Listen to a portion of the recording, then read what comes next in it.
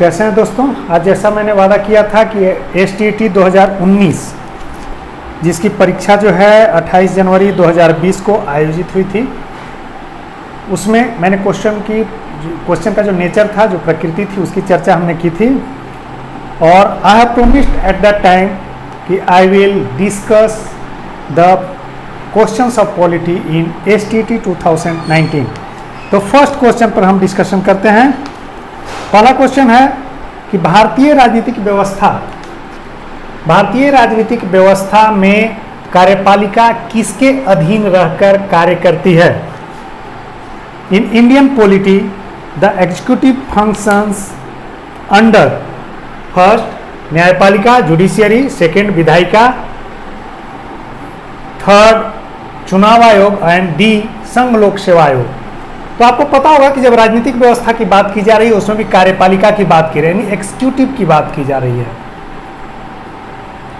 जैसे एग्जीक्यूटिव की बात की जा रही है तो यहां पर अगर हम सरकारों की बात करें तो दो स्तर की सरकारें होती हैं, एक केंद्र के स्तर की सरकार सेंट्रल गवर्नमेंट, और दूसरी जो स्तर की सरकार होती है राज्य की सरकार, यानी राज्यों की सरकार, स्टेट गवर्नमेंट्स।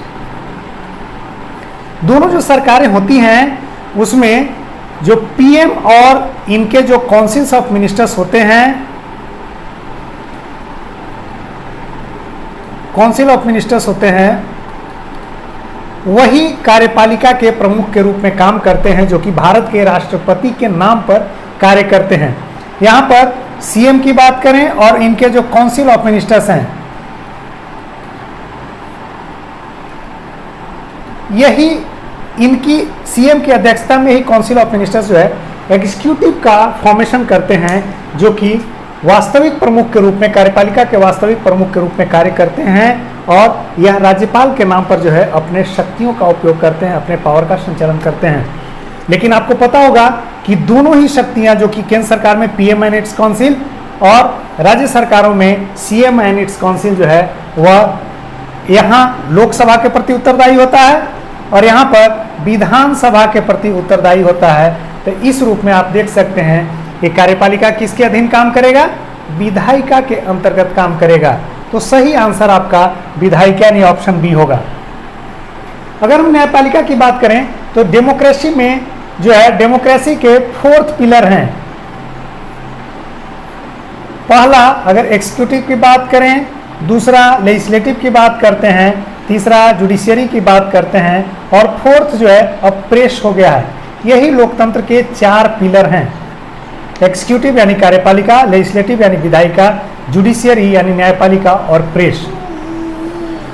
जुडिशियरी का अपना एक हायरार्की है, सबसे ऊपर सुप्रीम कोर्ट, इसके बाद हाई कोर्ट और इसके बाद जो है सबऑर्डिनेट्स कोर्ट्स, इसको लोअर कोर्ट्स भी कह सकते हैं। तो इस तरह से सुप्रीम कोर्ट, हाई कोर्ट और लोअर कोर्ट का एक हायरार्की है जो इस तरह से एग्जिस्ट करता है, और इसी हायरार्की में एक कड़ी है न्यायपालिका का, जो कि डेमोक्रेसी के 4th पिलर। यानी अगर कार्यपालिका गलती करती है, विधायिका किसी तरह के विधान बनाने में गलती है, विधान की जो संगतता है, जो कंसिस्टेंसी है या जो सुटेबिलिटी है, अगर इस पे कोई सवाल उठता है तब न्यायपालिका में विचार होता है, अन्यथा नहीं। तो कार्यपालिका पूरी तरह से विधायिका के अंतर्गत जो है कार्य करते, अधीन रह करके काम करती है। चुनाव आयोग की बात करें, चुनाव आयोग का काम जो है चुनाव कराना है। किसका किसका चुनाव कराती है चुनाव आयोग? Election commission of India. President का चुनाव कराती है, वाइस प्रेसिडेंट का चुनाव कराती है, लोकसभा का चुनाव कराती है, राज्यसभा का चुनाव होता है, विधान मंडलों का चुनाव होता है राज्यों में। इतना चुनाव कराने का जिम्मा जो है चुनाव आयोग का। अब आप यह जान लें कि राज्यों में पंचायती राजों का जो पंचायती राज सरकारें हैं, यानी जो पंचायती राज संस्थाएं हैं, उसका चुनाव जो है चुनाव आयोग नहीं कराता। उसके लिए राज्यों में अलग से जो है राज्य चुनाव आयोग की संस्थाएं गठित है। अब हम संघ लोक सेवा आयोग की बात करें, UPSC union public service commission की बात करें तो यह IAS, IPS समेत जो भारत सरकार के प्रमुख परीक्षाएं हैं उसके संचालन का जिम्मा इसके अंतर्गत है। यह एक स्वायत्त संवैधानिक संस्था है, स्वायत्त निकाय है, और जो ऑटोनोमस बॉडी है तो सिर्फ जो है एग्जामिनेशन कंडक्ट करके मिनिस्ट्री ऑफ पर्सनल को यह रिकमेंड करती है कि मैंने विहित आहारता के आधार पे एक सिलेक्शन प्रक्रिया अपनाया है, परीक्षा की प्रणाली अपनाई है और मैंने चयन कर लिया है, आप अब इन्हें नियुक्ति दें, योगदान कराएं। तो इस तरह से आपने देखा कि यहाँ पर विधायिका के अंतर्गत जो है भारत की राजनीतिक व्यवस्था में कार्यपालिका काम करती है। क्वेश्चन नंबर 52, निम्नलिखित में से राष्ट्रपति किसकी नियुक्ति करते हैं? कौन नियुक्ति करते हैं? राष्ट्रपति। पहला भारत के महान्यायवादी, बी नियंत्रक और महालेखा परीक्षक, सी राज्यों का राज्यपाल और इनमें से सभी। इंग्लिश में सुन लीजिए question, who among the following is appointed by the president of India. अब आप यहां पर विचार कर लेते हैं कि भारत के राष्ट्रपति के द्वारा महान्यायवादी अटॉर्नी जनरल ऑफ इंडिया की भी नियुक्ति होती है, तो एक नियुक्ति हो गई। नियंत्रक और महालेखा परीक्षक की भी नियुक्ति की जाती है राष्ट्रपति के द्वारा, जो अभी जीसी मुर्मू नियुक्त हुए हैं 14th कैग के रूप में, और राज्यों के राज्यपाल भी राष्ट्रपति के द्वारा ही नियुक्त किए जाते हैं। और इनके साथ तो दिक्कतें हैं कि इन्हें जो पद प्राप्त होता है वह राष्ट्रपति के प्रसाद पर्यंत, यानी प्लेजर ऑफ द प्रेसिडेंट जब तक होगा तभी तक इनकी कुर्सी होगी। यानी कहने का मतलब कि एजी की भी नियुक्ति, अटॉर्नी जनरल ऑफ इंडिया की भी नियुक्ति, कैग की भी नियुक्ति और गवर्नर्स की भी नियुक्ति, यानी ऑप्शन डी जो है यहां पर सही होगा। क्वेश्चन नंबर 53, एक विधेयक यानी बिल जो संसद में प्रस्तुत किया जाता है, यानी पेश किया जाता है, कौन सी क्रिया के बाद, व्हाट वाज द एक्शन, वह अधिनियम बन जाता है, एक्ट बन जाता है? पहला, जब वह संसद के दोनों सदनों में पारित हो जाता है। दूसरा, जब राष्ट्रपति अपनी सहमति दे देते हैं। सी, जब प्रधानमंत्री इस पे हस्ताक्षर साइन कर देते हैं। और डी, जब सर्वोच्च न्यायालय इसे केंद्रीय संसद के अधिकार क्षेत्र में होना घोषित करता है। अब इंग्लिश में इस सवाल को सुन लीजिए, after which event a bill presented in parliament becomes an act. Option A, when it passed by both the houses of parliament. Option B, when the president gives his consent to it. And C, when prime minister puts his signature on it. D, when the supreme court declares it to be under the jurisdiction of union parliament. अब आपको पता हो कि जैसे ही कोई draft करके bill संसद में पेश किया जाता है तो पहली प्रक्रिया जो फर्स्ट स्टेज है वह दोनों सदनों में पास कराने की है।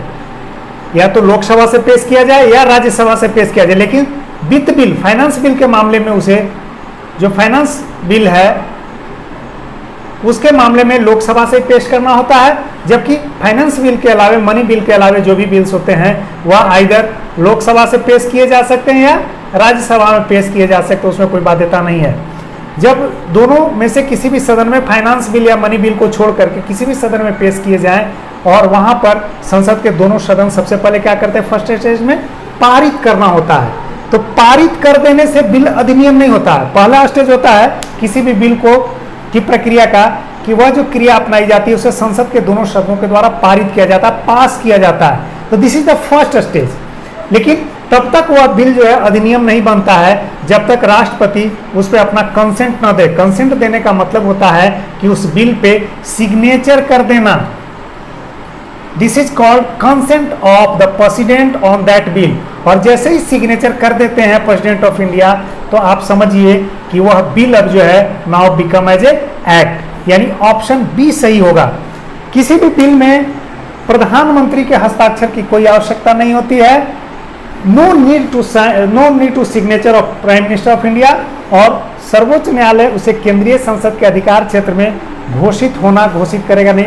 केंद्रीय क्षेत्र के अधिकार क्षेत्र के से संबंधित जो बिल हैं, जो क्षेत्र हैं, उसी को संसद जो है बिल के रूप में, यानी उन्हीं पे कानून बनाने का अधिकार रखती है। इसलिए इस ऑप्शन पे किसी तरह का कोई विचार नहीं, यानी ऑप्शन डी गलत, ऑप्शन सी गलत, ऑप्शन ए गलत, और बेस्ट सुटेबल जो आंसर होगा वह ऑप्शन बी। क्वेश्चन नंबर 54, भारतीय संविधान में कितने मौलिक कर्तव्य हैं? How many fundamental duties described in the constitution of India? Option A 9, option B 11, option C 12, option D 20। सबसे पहले तो जान लीजिए कि यह आंसर सही होगा। अब हम इस पर विचार करते हैं। आप 1976 में एक स्वर्ण सिंह कमेटी बनी थी, और यह जो स्वर्ण सिंह कमेटी थी, इसी ने पहली दफा भारत में मौलिक कर्तव्य के होने की बात बताई थी, यानी सिफारिश की थी। यानी आप स्पष्ट है कि जब भारत का संविधान बना तो उस मूल संविधान में मौलिक कर्तव्य का कोई उल्लेख नहीं है, मूल संविधान में। लेकिन 1976 में कांग्रेस की सरकार थी, और कांग्रेस की सरकार के समय में इंदिरा गांधी की सरकार थी, और उसी के समय में सरदार स्वर्ण सिंह समिति बनाई गई, जिसने रसिया, उस समय का जो तत्कालीन सोवियत यूनियन था, उस सोवियत यूनियन में जो मौलिक कर्तव्य थे उससे इंस्पायर्ड होकर के भारत में जो है, भारत के संविधान में मौलिक कर्तव्य को जोड़ने की सिफारिश इस समिति ने की। स्वर्ण सिंह समिति, सरदार स्वर्ण सिंह समिति ने सिफारिश की, और यह जो मौलिक कर्तव्य जुड़े वह मूल रूप में इसने कहा कि 10 मौलिक कर्तव्यों को भारत के संविधान में जोड़ा जाए। अब नया जोड़ने की बात है तो कहाँ जोड़ा जाए, तो संविधान के भाग 4 में जोड़ा जाए, 4क में जोड़ा जाए, क्योंकि भाग 4 में राज्य के नीति निर्देशक तत्वों का जिक्र है, तो भाग 4क में जोड़ा जाए मौलिक कर्तव्य को, फंडामेंटल ड्यूटीज को। और यह जो फंडामेंटल ड्यूटीज होंगे वह 10 थे, लेकिन स्थिति आई कि 2002 में जब अनुच्छेद 21 ए के तहत 6 से 14 साल तक के जो बच्चे हैं उनको निःशुल्क और अनिवार्य शिक्षा का मूल अधिकार प्राप्त हुआ, तो वैसे में इसी आलोक में क्या हुआ कि अभिभावकों के लिए, पेरेंट्स के लिए, गार्जियंस के लिए भी एक ड्यूटीज तय की गई कि आपको 6 से 14 साल तक के बच्चों को निःशुल्क और अनिवार्य शिक्षा में भागीदार बनाना आपका कर्तव्य होगा। इस तरह से अब संविधान में मूल वाले में, यानी मूल संविधान में तो नहीं, जो स्वर्ण सिंह कमेटी ने रिकमेंड किया था 10, उसमें 2002 में एक और जुड़ा। इस तरह से अब कुल 11 मौलिक कर्तव्य हो गए। क्वेश्चन नंबर 55, भारतीय राजनीतिक पद्धति के बारे में निम्न में से कौन सही नहीं है। यहां नहीं को अंडरलाइन कर लीजिए, घेर लीजिए गोला से, नहीं वाले पे विचार करना है। ऑप्शन ए, धर्मनिरपेक्ष राज्य यानी सेकुलर स्टेट। ऑप्शन बी, संसदीय पद्धति की सरकार, parliamentary form of government. Option C, संघीय नीति, फेडरल पॉलिसी। ऑप्शन डी, राष्ट्रपतीय पद्धति की सरकार। अब यहाँ पर हम विचार करें कि भारत के प्रस्तावना को जब आप पढ़िएगा तो उसमें देखिएगा, हम भारत के लोग भारत को एक पंथ निरपेक्ष, तो एक पंथ निरपेक्ष राज्य की बात है, सेकुलर स्टेट की बात है। यह जो पंथ निरपेक्ष राज्य है इसी को सेकुलर स्टेट अंग्रेजी में, इसी को अंग्रेजी शब्द है इसका सेकुलर। धर्मनिरपेक्ष और पंथ निरपेक्ष में घबराना नहीं है, इसका इंग्लिश वर्ड सेकुलर है। तो पंथ निरपेक्ष राज्य की बात की गई है, जो कि 42वां संविधान संशोधन, जो 42nd संविधान संशोधन यानी अमेंडमेंट जो हुआ था 1976 में, उसी में धर्मनिरपेक्ष भारत की बात की गई, यानी धर्मनिरपेक्ष शब्द को भारत के संविधान में, यानी भारतीय राज्य को धर्मनिरपेक्ष घोषित किया गया। तो यह तो है, सही नहीं को खोजना है, सही नहीं है तो यह सही है। दूसरा, अगर बात करें संसदीय पद्धति की सरकार, तो आपको पता होगा कि लोकतंत्र में सरकार की 2 पद्धतियां हैं।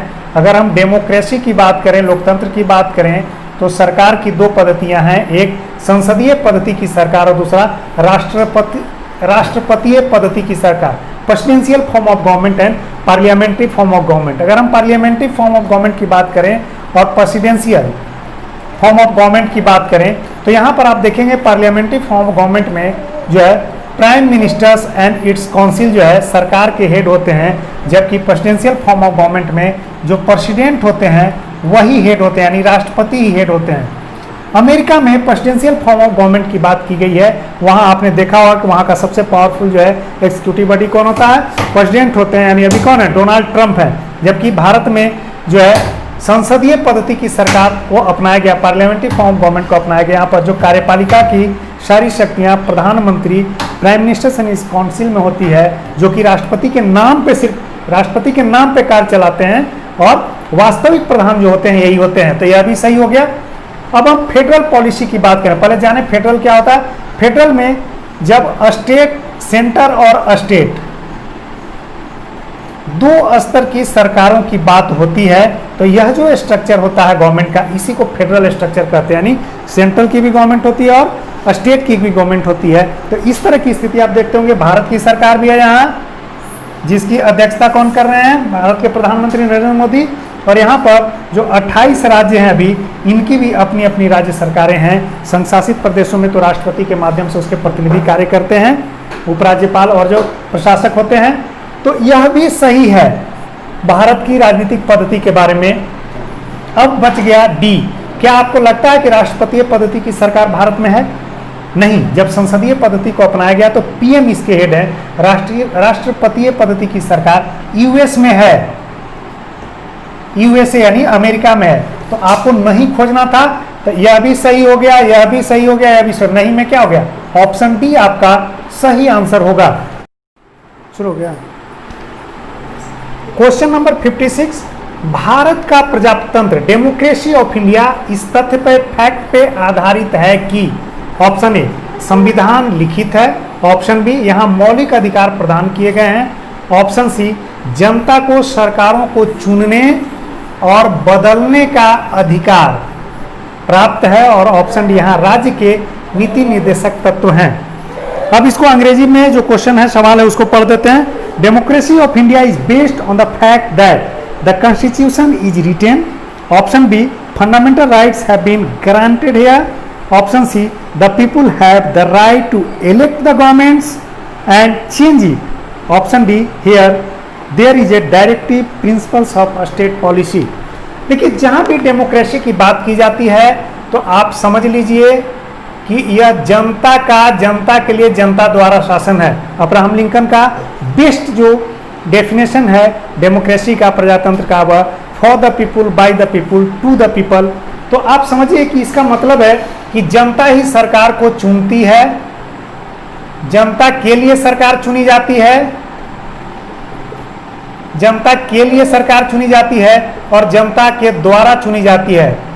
For the people, by the people और टू द पीपुल, जनता के लिए, जनता के द्वारा, जनता का शासन, और शासन भी इसमें जनता का है। यही डेमोक्रेसी का मूल जो है, यही डेमोक्रेसी का मूल मंत्र है। अब आप समझिए कि जब डेमोक्रेसी का मूल मंत्र है तो बेस्ट ऑप्शन यहाँ पर क्या होगा? जनता को यह अधिकार है अपने लिए सरकार चुनने का, और उस सरकार को बदलने का भी अधिकार है। जब सरकार अपने लिए चुनना है तो बेहतर सरकार नहीं होने पे वह बदल देगी, यह सरकार अच्छी नहीं तो अगली बार जो है मताधिकार के द्वारा उसे बदल देगी, यह अधिकार प्राप्त है। तो आप सबसे पहले हम ऑप्शन सी को यहाँ पर ऑप्ट करते हैं, सबसे सूटेबल ऑप्शन है और आपका ही सही आंसर होगा। लेकिन हम इन पे भी विचार करते हैं। भारत के संविधान में अन्य ऑप्शंस पे भी हमने कहा था कि विचार करेंगे।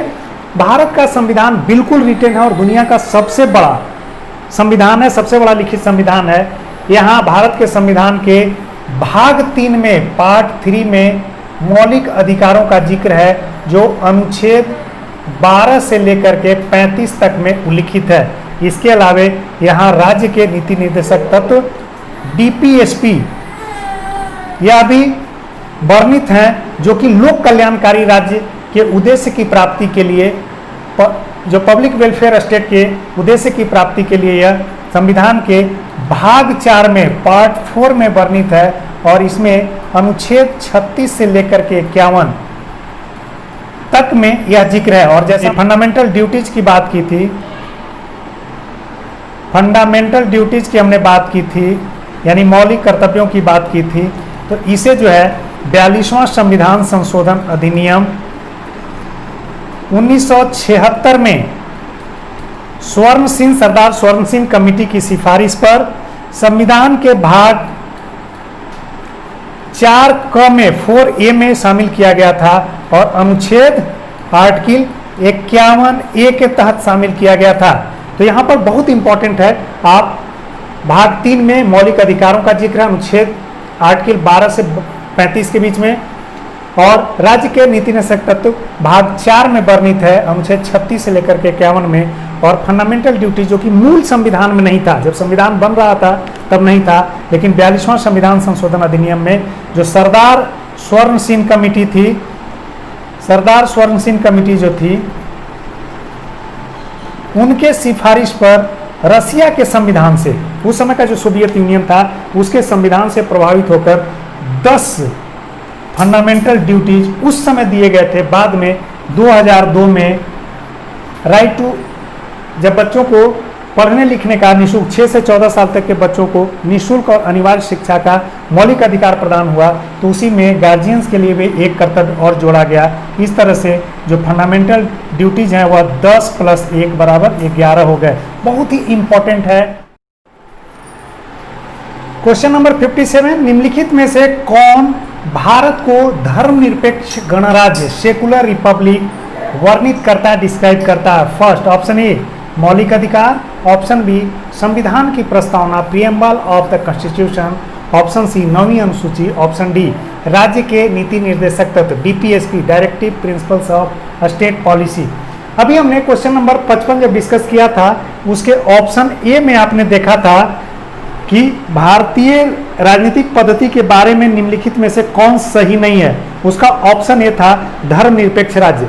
जब मैंने उस ऑप्शन ए को डिस्कस किया था तो मैंने बताया था कि भारत के संविधान में जो मूल संविधान है उसमें कहीं भी मूल रूप से पंथ निरपेक्ष राज्य की चर्चा नहीं की गई है, यानी सेकुलर स्टेट या सेकुलर रिपब्लिक की चर्चा नहीं की गई है, बल्कि 42वां संविधान संशोधन जो हुआ था, 42वां संविधान संशोधन जो हुआ था 1976 में, इस 1976 में भारत के प्रस्तावनाएं 42nd कॉन्स्टिट्यूशन अमेंडमेंट 1976 में भारत के संविधान के प्रस्तावना में ने प्रीएम्बल ऑफ द कॉन्स्टिट्यूशन में जो है सेकुलर शब्द जोड़ा गया था, पंथ निरपेक्ष। कहीं पंथ निरपेक्ष मिलेगा, कहीं धर्म निरपेक्ष मिलेगा, ये सेकुलर वर्ड का ट्रांसलेशन है। तो आप समझ लीजिए कि यह धर्मनिरपेक्ष राज्य की जो संकल्पना है भारत के संविधान में वह कहाँ वर्णित है, यानी भारत जो गणराज्य है धर्मनिरपेक्ष सेकुलर रिपब्लिक की बात कर रहा है, वह कहाँ जिक्र है उसका? इसका जिक्र भारत के संविधान की प्रस्तावना में है, जो कि 42वीं संविधान संशोधन अधिनियम 1976 में प्रस्तावना में जोड़ा गया था।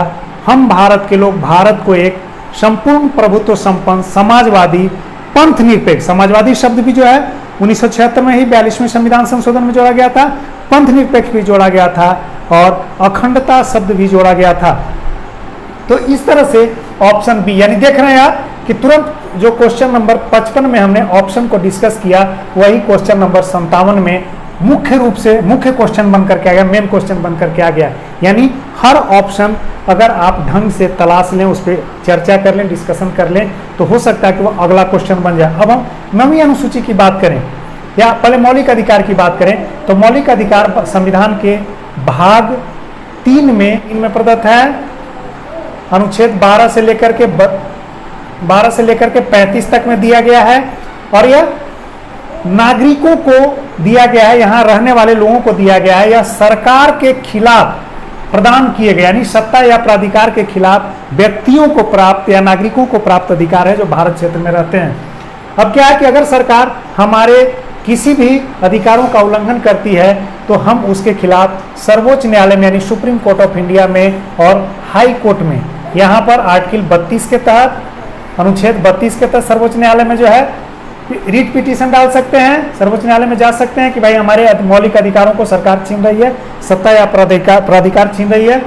और दूसरा जो है हाई कोर्ट में एचसी में आर्टिकल 226 के तहत रीट फाइल कर सकते हैं और अपने मौलिक अधिकारों की रक्षा कर सकते हैं। संविधान के प्रस्तावना में मैंने बताया, आपको याद कर लेना चाहिए संविधान का पूरा का पूरा प्रस्तावना।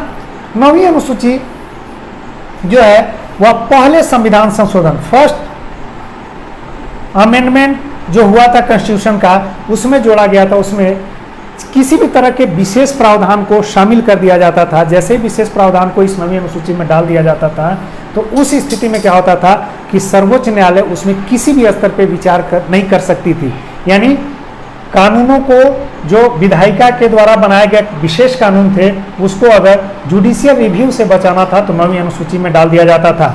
हमने आपको बताया ऑप्शन डी की चर्चा अभी अपने 55 में किया था कि राज्य के जो नीति निर्देशक तत्व हैं directive principles of state policy व भारत के कल्याणकारी राज्य को की संकल्पना को संतुष्ट करने के लिए संविधान के भाग 4 में अनुच्छेद 36 से 51 के तहत वर्णित है। इसमें भारत को जो है कल्याणकारी राज्य बनाने यानी यहाँ के सभी नागरिकों को जीवन यापन सुख सुविधा की सारी व्यवस्था देने का नैतिक मोरल ड्यूटी सरकार को दिया गया है। इसे न्यायालय में प्रवर्तनीय नहीं बनाया गया, यानी अगर नहीं मिलता है तो आप इसे न्यायालय में जाकर के मांग नहीं सकते हैं और न्यायालय इसके लिए कोई डायरेक्शन नहीं दे सकता।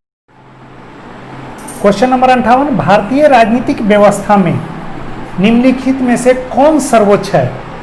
ऑप्शन ए सर्वोच्च न्यायालय, ऑप्शन बी संविधान, ऑप्शन सी संसद, ऑप्शन डी धर्म। इंग्लिश में इसको पढ़ देते हैं क्वेश्चन को। Which among the following is the supreme in Indian political system. देखिए यहाँ पर यह बहुत डायनेमिक क्वेश्चन है, लेकिन हम इसके ऑप्शंस के माध्यम से इसको एलिमिनेट करना आपको सिखाते हैं। आप जानिए कि ऑप्शन डी पे चलते हैं, धर्म। भारत के संविधान में जो है पंथ निरपेक्ष गणराज्य की बात की गई है जो प्रस्तावना में वर्णित है, तो यह ऑप्शन गलत हो गया, एक खत्म हो गई कहानी। सर्वोच्च न्यायालय सर्वोच्च नहीं है। सर्वोच्च न्यायालय जो विधायिका कानून बनाती है उसी के अंतर्गत वह काम करती है। कई मामलों में यह विधायिका के कानूनों को जुडिशियल रिव्यू के तहत जो है रिव्यू करती है, और इसके लिए जो ज्यूरिडिक्शन तय किया जाता है सर्वोच्च न्यायालय के लिए वह पार्लियामेंट तय करती है। और पार्लियामेंट कैसे तय करती है? जो संविधान में उल्लिखित इसके क्षेत्र हैं, यानी मूल भावना के खिलाफ नहीं जाकर के जो संविधान में उल्लिखित क्षेत्र उसके तहत तय करती है। तो यह भी नहीं होगा, ऑप्शन ए भी कट गया। अब आइए हम संविधान की चर्चा करते हैं और संसद की चर्चा करते हैं। तो यहाँ पर जो संविधान है वह भारत में सभी शक्तियों के जो सभी तरह के संस्थाएं हैं उसका शक्ति का स्रोत क्या है? यह संविधान ही है। यानी चाहे वह पार्लियामेंट्री फॉर्म ऑफ गवर्नमेंट हो, सर्वोच्च न्यायालय की शक्तियों की बात की गई हो, संसद की शक्तियों की बात की गई हो, सबका सोर्स पॉइंट क्या है? यही संविधान है। द कॉन्स्टिट्यूशन ऑफ इंडिया जो है सबको पावर यहीं से प्राप्त होता है। तो इस तरह से आप देख सकते हैं कि यहाँ पर जो भारतीय राजनीतिक व्यवस्था है वहाँ पर संविधान सभी में सर्वोच्च है, सुप्रीम है। लेकिन चूंकि राजनीतिक व्यवस्था की बात की जा रही है इसलिए राजनीतिक व्यवस्था में संसद ही वह शक्ति है जो कि इस पॉलिटिकल सिस्टम को, इंडियन पॉलिटिकल सिस्टम को जो है शक्ति प्रदान करती है। तो इसलिए मेरे हिसाब से यहाँ आंसर सी होना चाहिए। ऐसे संविधान के सारी संस्थाओं का जो मूल स्रोत है वह भारत में जो सारी संस्थाओं का मूल स्रोत है, जो सोर्स पॉइंट है वह संविधान है। तो इस लिहाज से बी भी हो सकता है, लेकिन चूंकि पॉलिटिकल सिस्टम की बात हो रही है तो यहाँ पर ऑप्शन सी सही होगा। यानी दो ऑप्शन तो एलिमिनेट हो गया। अब ऑप्शन सी और बी में टसल था तो हमने इसे पॉलिटिकल राजनीतिक व्यवस्था के आधार पर तय किया, तो संसद यहाँ पर प्रमुख हो जाए। क्वेश्चन नंबर 59, भारतीय संविधान कब लागू हुआ? ऑप्शन ए 26 जनवरी 1950, ऑप्शन बी 23 जनवरी 1950, ऑप्शन सी 15 अगस्त 1947, ऑप्शन डी 26 दिसंबर 1949। इसको हम अंग्रेजी में सवाल को पढ़ देते हैं। When did the Constitution of India come into force? यानी कब लागू हुआ? अब आप इस ऑप्शन पे विचार करें। 15 अगस्त 1947 को तो भारत आज़ाद हुआ था, जो संविधान के लागू होने से कोई लेना देना नहीं था। 23 जनवरी 1950 कोई ऐसी तिथि नहीं है जो कि उल्लेखनीय हो, तो दो तो घट गए। अब बताइए, जब आप प्रस्तावना को पढ़ते हैं, प्रीएम्बल ऑफ द कॉन्स्टिट्यूशन को पढ़ते हैं, तो उसमें है कि हम भारत के लोग पढ़ते पढ़ते जब आप अंत में जाएंगे तो एतद द्वारा 26 नवंबर 1949 को इस संविधान 26 नवंबर 1949 को इस संविधान को हम भारत के लोग आत्मर्पित करते हैं और अधिनियमित करते हैं। यानी 26 नवंबर 1949 को भारत का संविधान बनकर तैयार हुआ और उसी दिन जो संविधान सभा थी, जो पीपुल ऑफ इंडिया के द्वारा चुनी हुई संविधान सभा थी, उसने इसे आत्मर्पित कर लिया, यानी स्वीकार कर लिया। तो 26 नवंबर 1949 को बनकर तैयार हुआ। यहाँ पर ऑप्शन क्या है? 26 दिसंबर 1949 है, तो यह कट जाएगा। तो आपसे सवाल बनेगा कि संविधान किस दिन, संविधान को किस तारीख को जो है संविधान सभा ने अंगीकृत या स्वीकृत या अधिनियमित किया था? तो ऑप्शन आपका आंसर होगा 26 नवंबर 1949। उसी दिन भारत के लोग यानी उनके द्वारा जो चुनी हुई संविधान सभा थी उसने भारत के संविधान को आत्मर्पित कर लिया था, जो है स्वीकार कर लिया था। अब है संविधान लागू करने की बात। इस दिन बन के तैयार तो जरूर हुआ, आंशिक तौर पे कुछ प्रावधानों को लागू किया गया, लेकिन भारतीय संविधान को पूरी तरह से जो लागू किया गया वह 26 जनवरी 1950 था।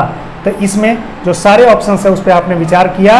और 15 अगस्त 1947 को क्या हुआ था? भारत आज़ाद हुआ था, स्वतंत्रता मिली थी, जिसे आप हर साल 15 अगस्त को स्वतंत्रता दिवस के रूप में मनाते हैं। इस तरह से हमने इसे। क्वेश्चन नंबर 60, भारतीय संविधान सभा के प्रारूप समिति ड्राफ्टिंग कमेटी के अध्यक्ष कौन थे? Option A Rajendra Prasad, option B Jawaharlal Nehru, option C B R Ambedkar, option D Purushottam Das Tandon. सबसे पहले हम पुरुषोत्तम दास टंडन पर जिक्र कर लें, इस ऑप्शन पे जो है विचार कर लें। या किसी भी संविधान के निर्माण के दौरान किसी भी तरह की जो कमेटी बनी थी उसमें किसी भी तरह के कमेटी में इनकी इन्वॉल्वमेंट नहीं थी, तो एक तो ऐसे ही दूर हो गया। अब रही बात राजेंद्र प्रसाद की, बात करते हैं तो राजेंद्र प्रसाद संविधान सभा के अध्यक्ष थे। जो संविधान निर्माण करने के लिए एक जो कॉन्स्टिट्यूएंट असेंबली बनी थी संविधान सभा, इसके अध्यक्ष कौन थे? डॉक्टर राजेंद्र प्रसाद थे। एक बात हो गई। दूसरी बात अगर हम जवाहरलाल नेहरू की बात कर लें तो संघीय शक्ति जो समिति बनी थी, यूनियन पावर्स कमिटी, उसके अध्यक्ष थे।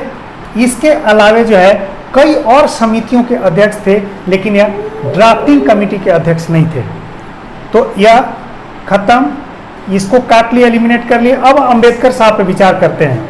संविधान के जो ड्राफ्ट हुआ था, संविधान कैसा बनेगा, उसका स्वरूप क्या होगा, कितने भाग, कितने अनुच्छेद होंगे, किसमें किस तरह के प्रावधान को सम्मिलित किया जाएगा, इसके लिए एक कमेटी बनी थी जिसको ड्राफ्टिंग कमेटी के नाम से जानते हैं। ड्राफ्ट का मतलब करना, मतलब किसी भी चीज़ के रूपरेखा को तय करना, प्रारूप को तय करना।